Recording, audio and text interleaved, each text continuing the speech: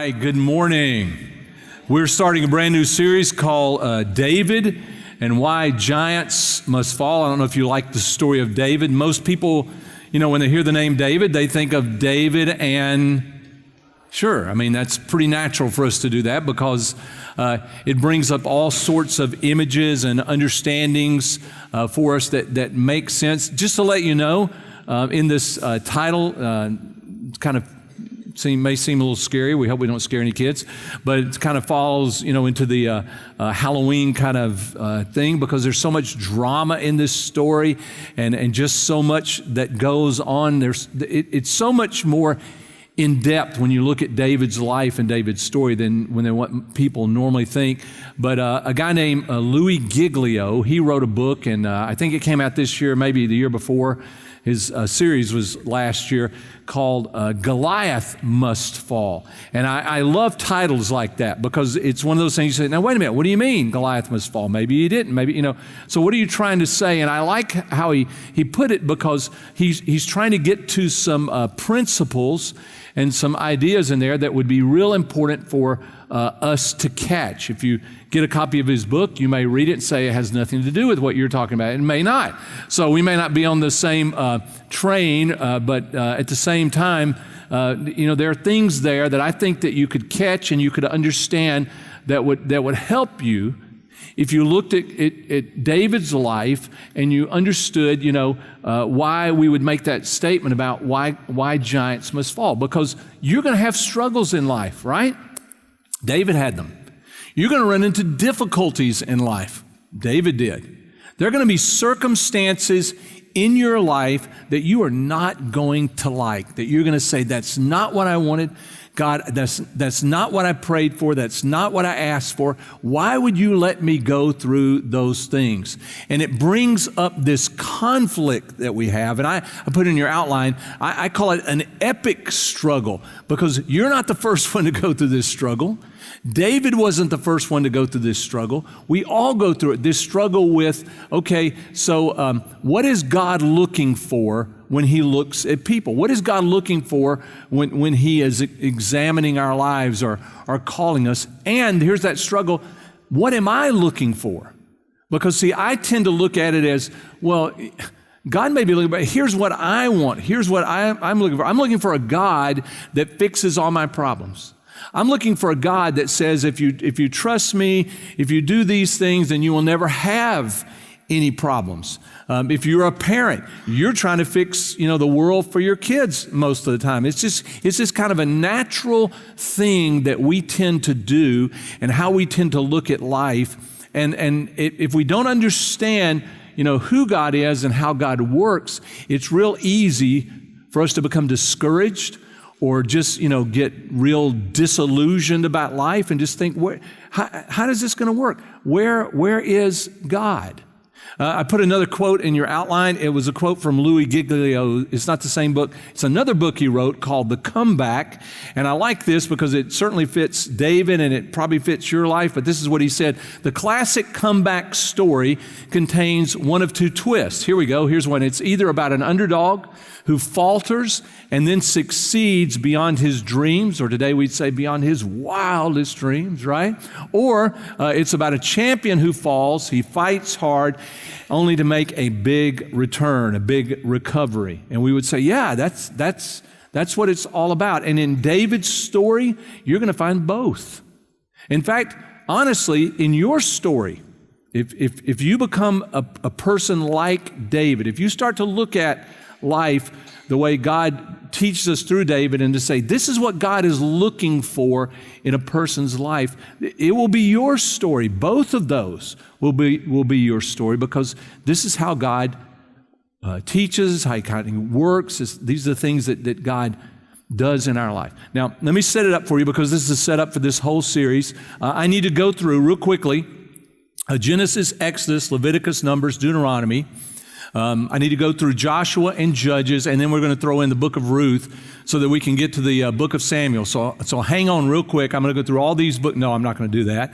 And I'm going to go all the way through the 13th chapter of Samuel, just setting it up. And it's important that you understand the setup because let me just put it at this part. If you remember, Abraham's the guy that's called to build this special nation. He's the father of the Hebrews, the nation of Israel. And then out of him eventually comes this guy named Jacob, who has a son who leads the people from the Canaan land back down into Egypt. Remember that story? And there in Egypt, they're there for 400 years. They become a big, big nation, millions of people. And there's a guy who God picks to lead them out of Egypt back into the land of Canaan, back into the promised land. You remember his name? His name was what? Anybody remember? The guy that led them out of Egypt? That's right, Charlton Heston. And so, Moses, that's right, same guy. And so he leads them out. And if you remember the story, they don't get to possess the land right away because they're really not ready for it. They wander for 40 years. And then there's a guy that God chooses. He's got a book also that I named. And he is the guy that leads them actually into the land. Remember his name? His name was what? Yeah, Joshua leads them into the land. And then there's this period of time, you have to understand their history, where they are actually ruled over or led by a group of what are called the judges. And it's the period of judges, probably lasts about 400 years. Historians will debate it, something like that, but the end of the judges, somewhere around 1050 BC, which is where we're going to pick up the story. But the judges were, there are 12 that are listed there, and incidentally, one of them was Deborah, so one of them was a woman who led the nation also, and the name may throw you off a little bit. It's not like they were sitting in Judge Judy's court.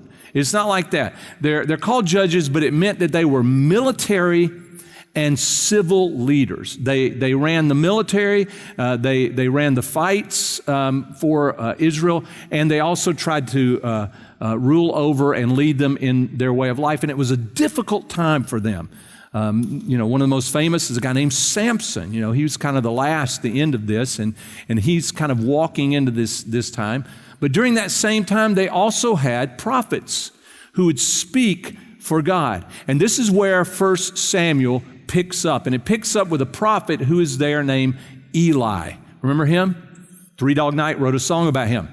And because he's coming, right? So, okay. I'm too old. But if you were that age, you would remember those songs. And so Eli has some sons, and he is in Shiloh, and in Shiloh is where he is the prophet and kind of works out of the temple over the people. But the story really sets up in the first part of Samuel by talking about a guy named Elkanah. And this is a man who has two wives. His second wife is named Hannah. And what's unusual about Hannah is he loved Hannah. Hannah couldn't have kids. The first wife harassed Hannah all the time. She made fun of Hannah. She basically said, God doesn't like you. He doesn't care about you. You've never had kids. And it was a huge emotional burden for her. Her husband, Elkanah, saw it. He tried to do everything that he could to get her past it. Nothing could get her past it. And she would go to the temple in Shiloh, and she would go there and she would pray. One time she goes and she's praying. She's incredibly distraught, as she was for a long period of time. And Eli sees her. As she goes in to pray, she is mouthing words as she's praying over and over and over, and for a long time, dealing with God, trying to figure out her way through this, don't understand why it works this way. God, do you hear my prayer? But there are no words that are coming out of her mouth. She's just mouthing. But in her heart, she is saying things to God. Eli comes up to her, as most men will, something like this, and say, hey, you need to stop coming to church drunk, because that's what it looks like to him. Her mouth is moving, no words are coming out. She says, I'm not drunk. She said, basically, I'm kind of drunk with sorrow and with my distress. And she tells him her situation and all that she goes through, and she's not been able to get a child. This is what Eli does. Listen to this. He says, may God give you the request of your heart. Wow. May God give you the request of your heart. This is the prophet. Now, here's what he doesn't understand. The request of his heart is going to be a young man named, the name of the prophet that comes out of that? Yeah, he wrote this book we're talking about, 2 books, Samuel. And Samuel is going to be the young man that is the new prophet. She is promised that if God gives her a son, she will dedicate him to the Lord for the rest of his life, and she will bring him to the temple there, and he will be the one who actually takes over, replaces Eli because Eli's sons act wickedly.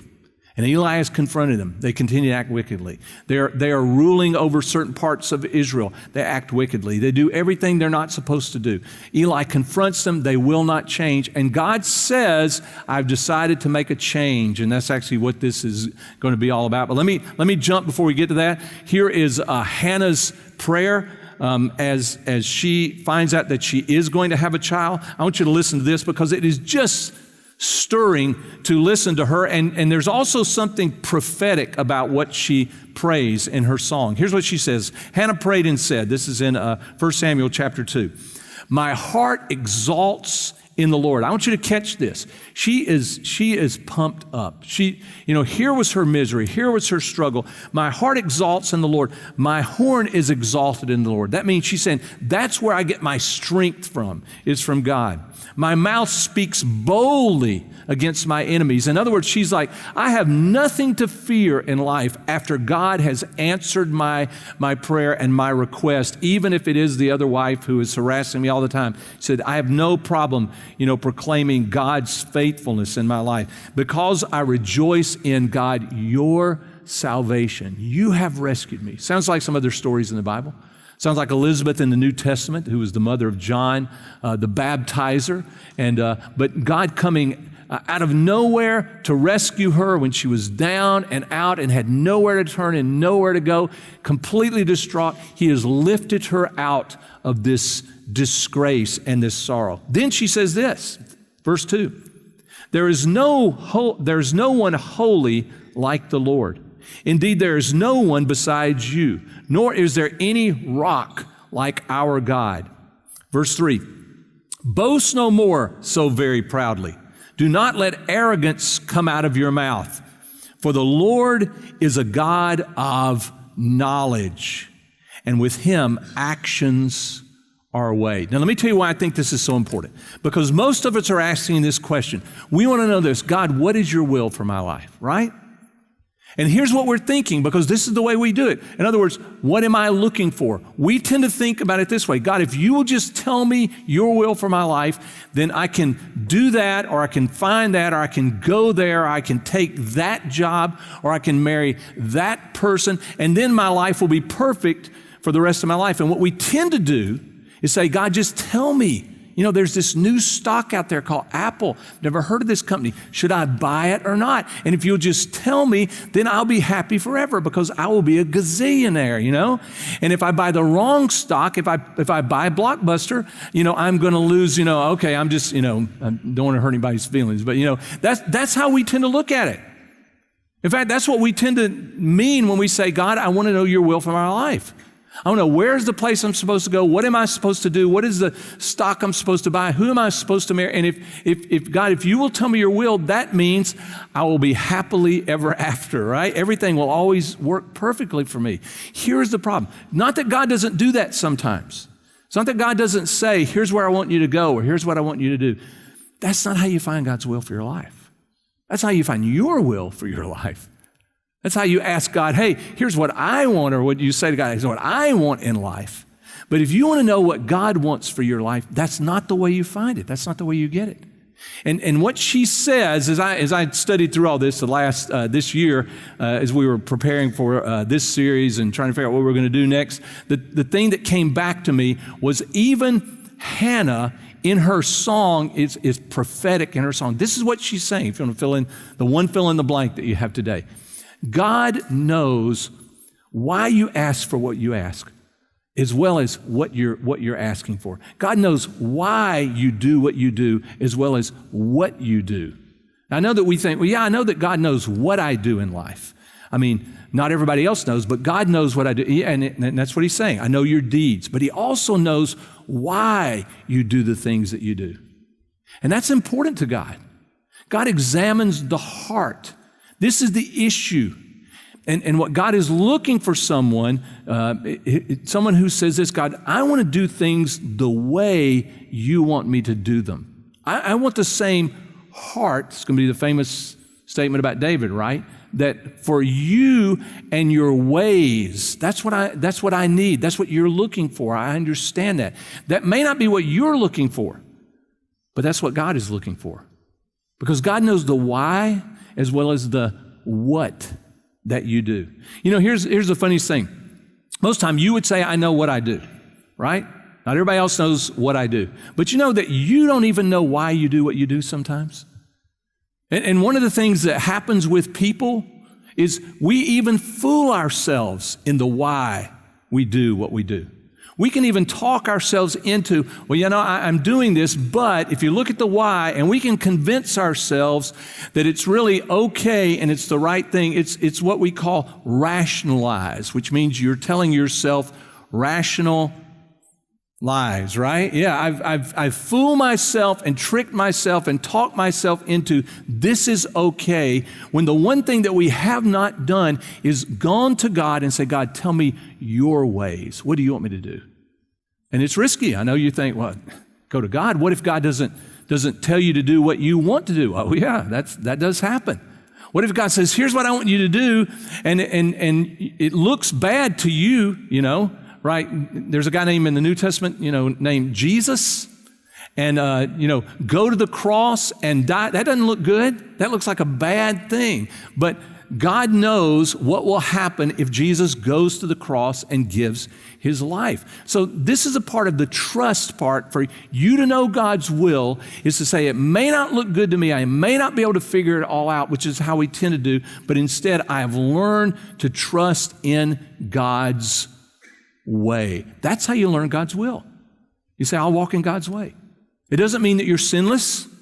It's not a list of rights and wrongs and do's and don'ts, and you're sitting there trying to perform for God.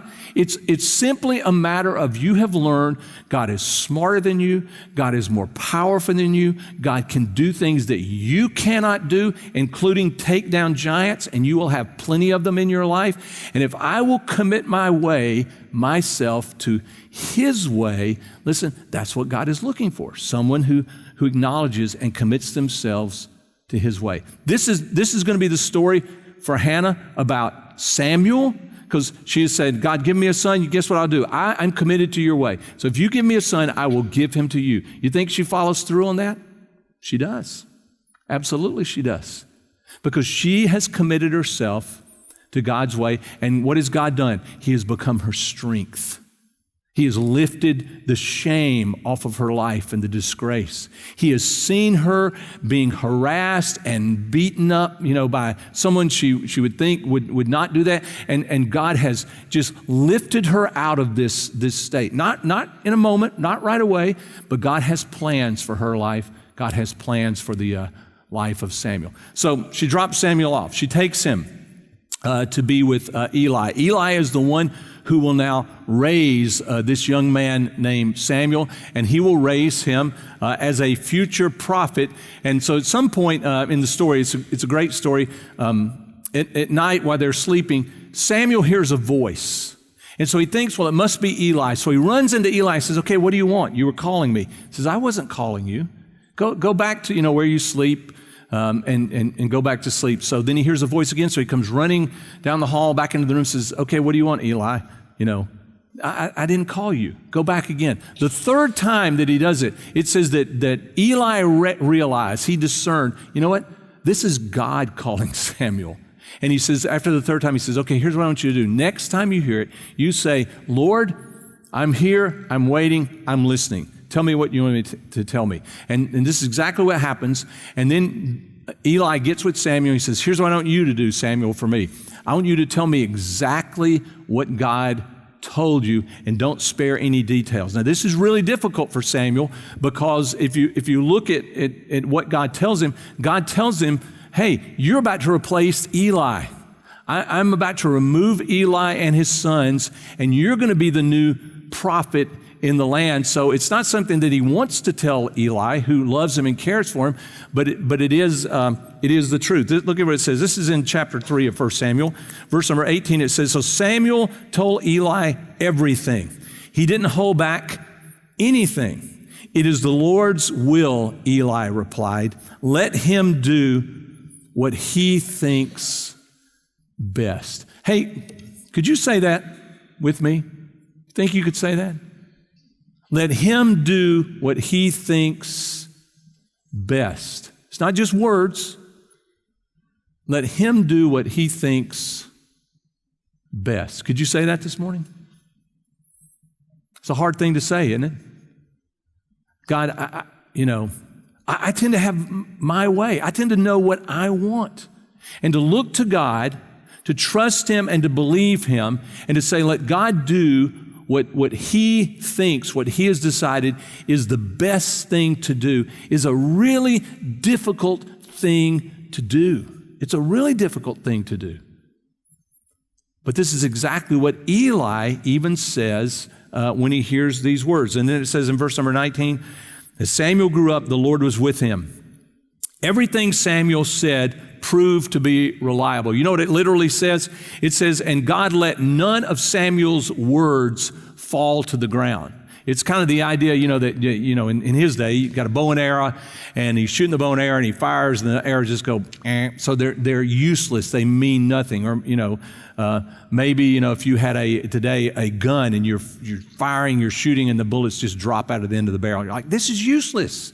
And this is what he says. He didn't let any of Samuel's words not hit their target, not do what Samuel says that God is going to do. And it says in verse 20, and all Israel, from Dan in the north to Beersheba in the south, knew, because of his words, that Samuel was confirmed as a prophet of the Lord. So Samuel grows up, and Samuel goes through his life, and there's some battles and some things that are fought. In fact, some pretty famous ones where the Philistines, at one time, they even take the ark and they take it back. And he is serving as a prophet. And one of the things he does is he is going to end up appointing a king, the first king of Israel. Anybody remember his name? First king of Israel was who? Saul's the first king of Israel. And it's an interesting story because the situation is so similar to Eli's situation that he's involved in when Saul becomes king. Look, here's what it says. This is in chapter number 8, verse number 1. As Samuel grew old, he appointed his sons to be judges over Israel, just like Eli did. Joel and Abijah, his oldest sons, held court in Beersheba, but they were not like their father, for they were greedy for money. They accepted bribes and they perverted justice. Now, here's the question I think that begs to be asked. Why is it that this is the way Samuel's sons turn out and what they're doing?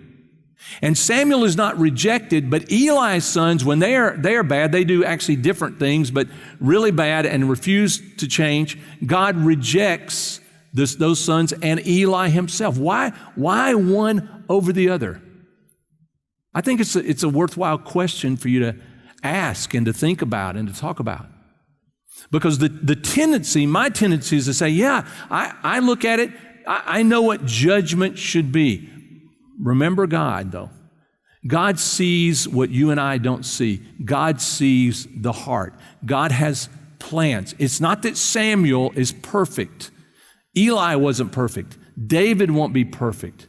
But God sees the heart, and God sees, is this the kind of person, is this the man, is this the woman who says, I want to know your way, God. I want to follow you. I want to know your will. That's how you know. You follow God's way. I want to follow your way. Or is this the person that has another agenda or another idea? And I think that if you look at Samuel's life, I think that you see something different about Samuel's life that God uses and continues to project, and which will help you answer a question like this. And so what God does is in this passage is he says, I know what it looks like, Samuel, but let me tell you what's really going on. So here's how he deals with this. Verse 4, finally all the elders of Israel met at Ramah to discuss the matter with Samuel that we were just talking about, his sons. Look, they told him, you're now old, and your sons are not like you. Give us a king to judge us like all the other nations have. They're looking around and said, hey, Egypt has a king. The Philistines have a king. The Canaanites have, we want a king we want to be like them. That's the answer. That's the solution to our problems and to our struggles. But look at what it says in verse 6. Samuel was displeased with their request. He went to the Lord for guidance. Do everything they say, the Lord replied. For it is me they're rejecting. It's not you. They don't want me to be their king any longer. Ever since I brought them from Egypt, they have continually abandoned me and followed other gods. And now they're giving you the same treatment. Do as they ask, but solemnly, catch this, solemnly warn them about the way a king will reign over them, the way of the king. And that's exactly what he does. In fact, later in chapter number 8, I've cut out a lot of the verses, but here's basically what it says. Verse 10, so Samuel spoke all the words of the Lord to the people who had asked of him a king. He said, this will be the procedure of the king who will reign over you. He will take your sons. Verse number 13, he will take your daughters. Verse number 14, he will take the best of your, and he just lists all these things that were valuable to them.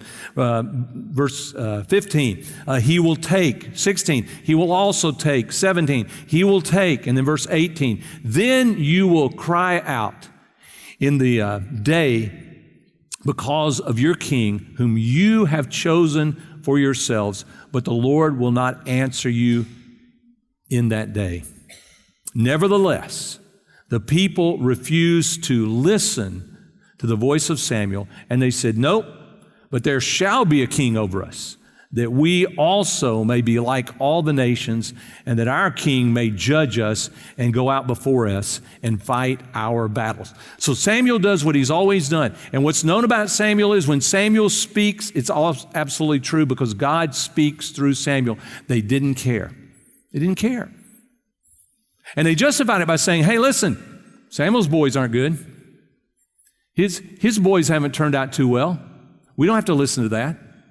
Ignoring the fact that what they knew was when Samuel spoke, this is God speaking. Here's the warning that you need to heed. Here's the warning you need to listen to. And he said, nope. We want what all the other nations have. We want what everybody else around us. We want to live that same way, the way that they live. And they do pick a king. His name is Saul. In fact, he is the king that looks right to them. He's taller than everyone else. He's stronger. This guy is an athlete. This guy is smart. There's even a point in here when you read in the scriptures where it says, and God changes Saul's heart. He turns Saul's heart because of the people toward himself. And they even say, is Saul not among the prophets also? In other words, is our pick of this king, is he not now a prophet of God? Not just Samuel anymore. Didn't we make a good pick? And they think, man, we have finally, one-upped it with everybody else. We become the same as everyone else. We've got what we want. He will lead us to victory. He will fight our battles. He will give us the life that we are looking for. And they do go to battle. In fact, they fight the Philistines. And at one point it says, and Jonathan went. I love this. It says, and Jonathan went and he smote the Philistines. You ever smote anybody? It's fun. He smote, okay, I've never smote anybody either, but that's what it says. He smote the Philistines, and they loved it. And the Philistines get really, really ticked off, and they come with superior armies and forces and chariots, and they are ready to take on Israel. And so Saul is there with his armies. He has already been told that before you go into battle, you wait for 7 days. Samuel will come at the end of 7 days. He will address the Lord, and that's before you go into battle. And so Saul is there, but here's the problem. When all the people begin to see the armies of the Philistines, their chariots, they are superior. They are pumped up. They are fired up. They absolutely believe the Israelites will be no match for us. If you actually go and read, you will see why the Israelites were no match. Even though Saul and Jonathan and all, they had armor and swords, none of the people did. They're fighting with plowshares and hoes and all, because the Philistines would not let them have metalworks. They had to come to them, and they would only fix or put metal on the farming equipment. So they are ill prepared, and the people are scattering. They're running away. They're hiding. They're going over the mountains, across the rivers to get away because they are afraid of these warriors, this warrior nation. And Saul begins to panic because of what he sees. And rather than wait to the seventh day, Saul decides to take matters into his own hands. And this is what it says in chapter 13, verse number 8. It says, now he waited 7 days according to the appointed time by Samuel. But Samuel did not come to Gilgal, and the people were scattered from him. So Saul said, bring me the burnt offering and the peace offerings. And he offered the burnt offering. As soon as he finished offering the burnt offering, behold, guess what happens? Isn't this the way it works?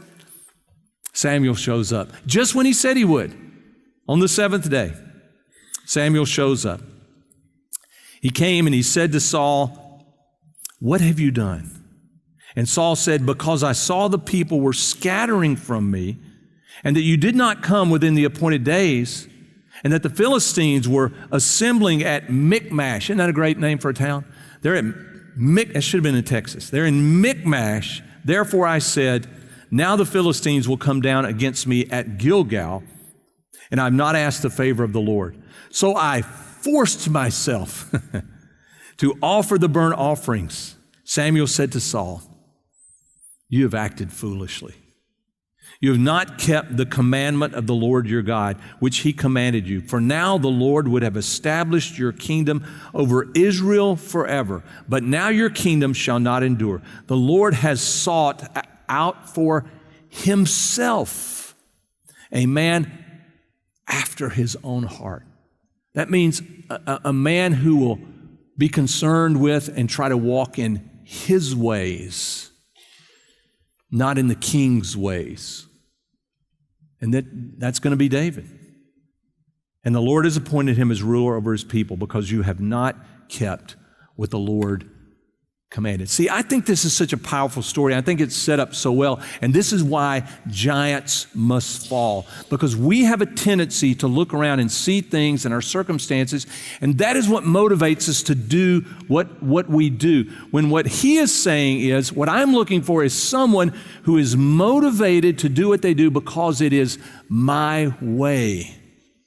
And they want to know my way and to follow my way. Again, I'm not talking about perfection.